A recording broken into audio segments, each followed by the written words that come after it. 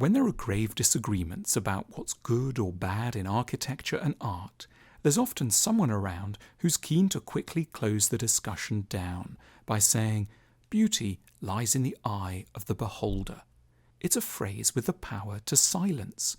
Once it's been uttered, adding anything else can seem a bit shrill or just plain rude.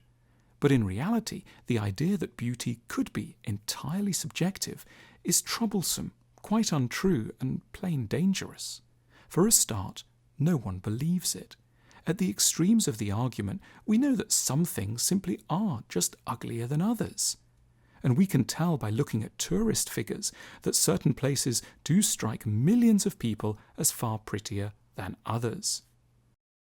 If the will of the majority can be respected in politics, then it should also be respected in aesthetics.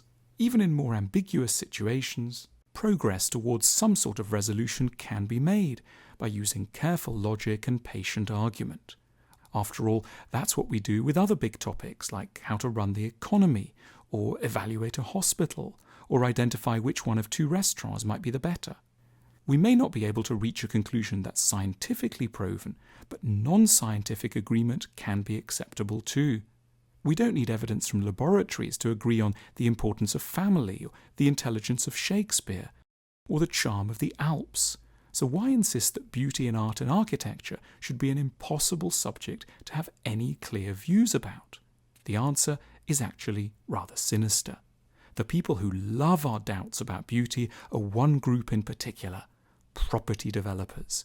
It's extremely convenient for them to operate in a society that has no confidence in people's ability to make judgments about whether things are beautiful or ugly.